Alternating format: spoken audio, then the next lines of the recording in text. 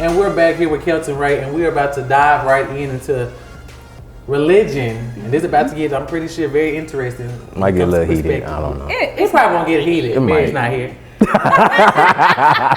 This is true. Love you, Brian. Right. So, why do you think people don't question religion? I feel like it's conditioned into our subconscious mind, that just like from like when we're like little, especially if you raised in a Christian church, right? That you're supposed to take everything for face value. You're supposed to take it like as it's presented to you. Right. Whenever somebody have a question in church, like this is something I dealt with like a lot as a kid, because like I question authority a lot, like not even just with religion. Like I used to question my mom a lot, teachers, not to be disrespectful, but if I'm taking direction from you, I need to know why. I need to know why. Like I always got in trouble for asking why. But that's a good point, I guess. So I guess when you say that, like at face value, so what denomination were you growing up? Like, I grew up Baptist. Baptist, okay. Baptist, missionary Baptist. Mm-hmm. Oh, okay. It is a difference. It's a difference. I grew up coaching. Shout out to y'all. Oh yes.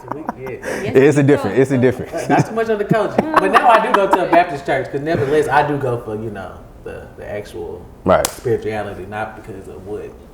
Presented to yeah, and I think that's what people are substance in as far as how they are brought up and they're so into tradition. And I think that's kind of a different subject too. But pretty much thinking about religion, and you said at face value, I think that's very interesting because a lot of people, when you're younger, when you're a kid, you don't really experience God the way you would as an adult. Right. And I say that because you have your own trials and tribulations and things that you actually have to overcome, and you have to put your own faith in substance. Right. As a child, you're doing what mom and dad tell you to do. So I think that's definitely a valid point. But then like for me, at 9, I got to see, who God was for me, not for my mom or my daddy, but simply for me. Right. So I think that's a valid statement. So as far as for you growing up, did you see any experiences as far as you experiencing God or a higher being, depending on what you believe in? Like when I say whenever I question religion, like people take it as in like, also you don't believe in God. Right. You feel as if God doesn't exist. I know God exists. That's right, not what I'm saying.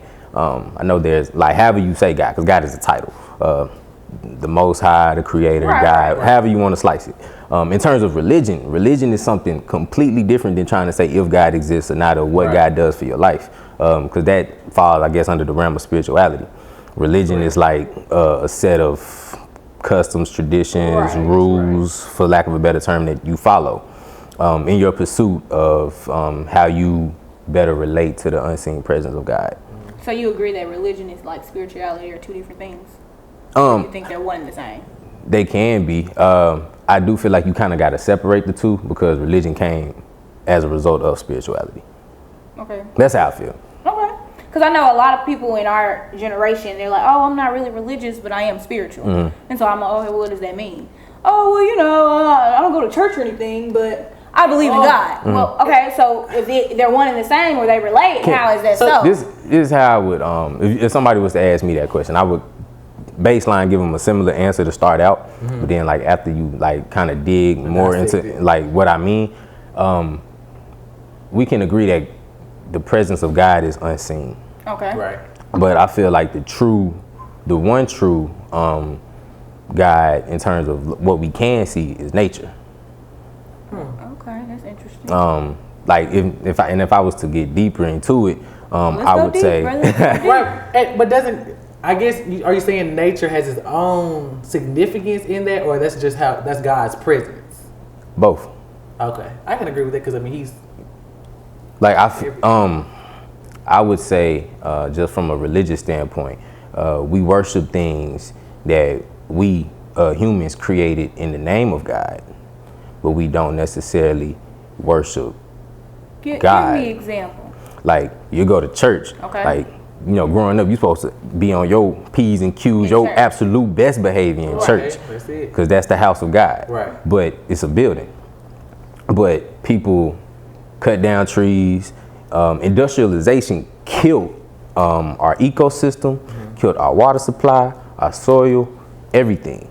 Like in terms of like pollution, we getting to the point as a world to where like scientists say that we may not be able to recover because the earth is a living organism, just like you and me. Man created the church. Yeah. I mean, because you got to think when people read the word, you are a temple. Right. And so a lot of people like to value the earth, but don't value and respect their body. Mm-hmm. So I mean, it's a lot of things that go hand in hand, and I can kind of with it, yeah. But then it also say like in the Bible that God is coming back for His church. So like, what is that? And before we dive into that, we're going to get back in the last part of this segment. We'll be right back with more with Kelton Ray.